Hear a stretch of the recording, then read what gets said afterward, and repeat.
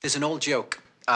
Two elderly women are at a Catskill Mountain resort, and one of them says, "Boy, the food at this place is really terrible." The other one says, "Yeah, I know, and such small portions."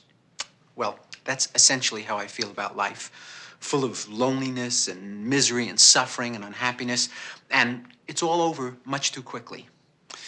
The other important joke for me is one that's usually attributed to Groucho Marx, but I think it appears originally in Freud's Wit and its relation to the unconscious. And it goes like this, I'm paraphrasing. I would never want to belong to any club that would have someone like me for a member. That's the key joke of my adult life in terms of my relationships with women. You know, lately the strangest things have been going through my mind because I turned 40. And I guess I'm going through a life crisis or something. I don't know. And I'm not worried about aging. I'm not one of those characters, you know. Although I'm balding slightly on top. That's about the worst you can say about me. I think I'm going to get better as I get older. You know, I think I'm going to be the balding virile type, you know, as opposed to, say, the distinguished gray, for instance, you know. Unless I'm neither of those two.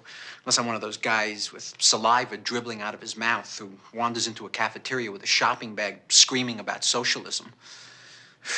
Annie and I broke up, and I still can't get my mind around that. You know, I keep sifting the pieces of the relationship through my mind and examining my life and trying to figure out where did the screw-up come, you know? And a year ago, we were in love, you know, and I just... And it's funny, I'm not a morose type. I'm not a depressive character.